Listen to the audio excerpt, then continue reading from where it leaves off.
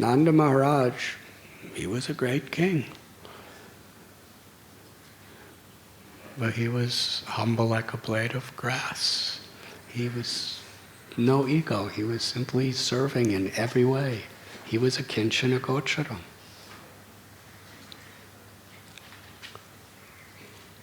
So this Krishna being the property of those who are in poverty means Krishna is the property of those who don't have that obsession to prove themselves to be better than others, who actually respect others. But at the same time, that doesn't mean we become useless. Humility doesn't mean, well, everyone else is better than me, so let them trample on my head in every way. Because our Bhagavad Gita, Arjuna was Trinadapi Sunichena. He was very humble and respectful, but he still fought the war. And he still fought the war to win.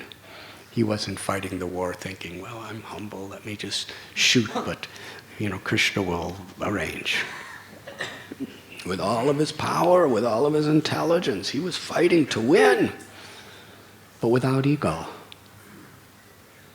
He was doing it for Krishna, and ultimately he knew that I'm ananyas chintayanto mam. We have to do the best we can, but ultimately Krishna's giving us whatever we have.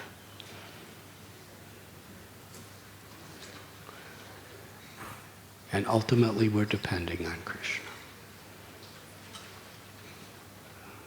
So in this way, Sudarshan is telling that I thought myself superior because they were ugly and I was beautiful.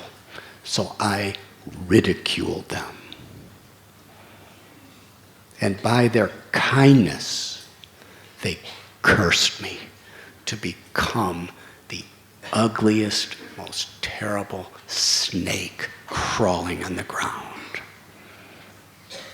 Quite bitter medicine for a beautiful demigod, and all the demigoddesses are just looking at him with their lotus eyes and saying, oh, you are so nice. And he's flying, and he's doing whatever he wants, and he's enjoying fine foods, and he's living in palaces. And now, he's a dirty snake, just crawling on the ground. And nobody with lotus eyes is looking at him anymore, saying, oh, you are so nice. Snakes can't dance very well. He didn't have any house. He was just living in holes in the ground. Yes, and it happened instantly. It's not that, he continued his demigod birth for so many millions of years, and then he took birth in the womb of a little mother snake. And then he came out of the little egg, and no, suddenly it all a flash. He's Sudarshan, the Vidyadhara, and the next second, he's got this snake body. He just doesn't even have feet. Doesn't even. Can you imagine what a culture shock that must have been to you?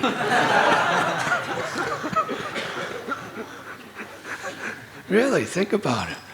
If all of a sudden you were a snake, you would want to get up and go to Mangalarti. You don't. All of a sudden, I don't have any feet anymore. And you want to eat something, and I don't have any hands anymore. And to eat, you have to just go and go, and somehow or other catch it with your mouth. That's a culture shock. And all of a sudden, everybody hates you. Yes? Because nobody likes snakes. No humans hardly like snakes.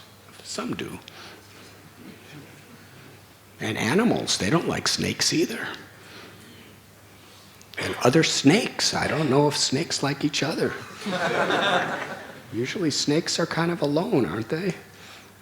It's not like you see flocks of snakes, like you see flocks of birds, or herds of snakes, like you see herds of buffaloes.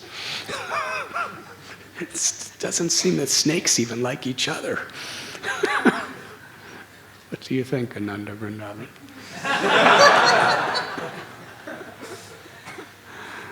So now he's cursed, and suddenly he's a snake. But he still has the intelligence of a demigod. That's even worse. He has all his past memories. He still has the mind of the Vidyadhara, but he has a body of a snake. Quite an adjustment. But Krishna, he knows everything. He's in everyone's heart. It was by his will that Nanda Maharaj and all the Gopas and Krishna came to that place to worship Shiva. And he started swallowing Nanda Maharaj to get the mercy of Krishna. And ultimately Krishna placed his foot on him.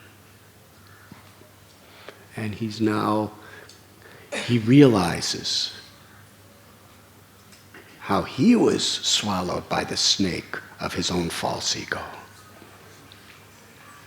And it was only by, and this is an important thing, he was delivered not because he was swallowing Nanda Maharaj. He had this intelligence. He was delivered because Nanda Maharaj called out for Krishna.